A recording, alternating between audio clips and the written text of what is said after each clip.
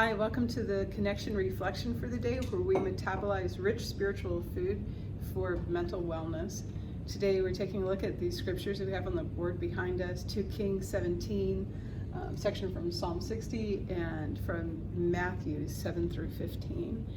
And in 2 Kings, it talks about how Israel had just kind of gone off the rails, right? And they had followed the ways of nations. Actually, I love it in the scripture because it says the ways of nations that the Lord had cleared out of the way of Israel. He cleared these nations out of their way, out of the way of the children of God, and yet they went following those ways. And it's just such a beautiful way to take a look at God's boundaries. He sets these boundaries up and says, everything within here is safe, and all these other things I've cleared out of your way. And in Matthew, he talks about not judging. He talks about taking the plank out of our own eye instead of looking at the splinter in our brother's eye.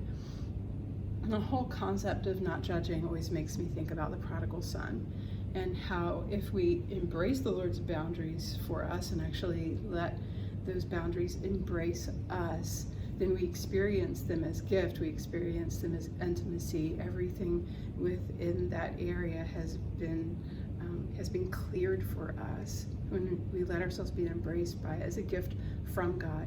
When we begin to look at those things that the Lord requires of us, his law, morality, and his boundaries as what he wants from us, then we can very quickly go to judging. We can very quickly go to, why does my brother get away with doing this, that, and the other thing?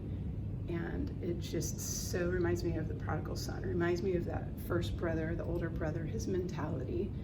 Because after the younger brother had returned, we just very much have that sense of his heart that he received what he instead before had experienced as constraint of his father's house, which is so much wanting to break out of there.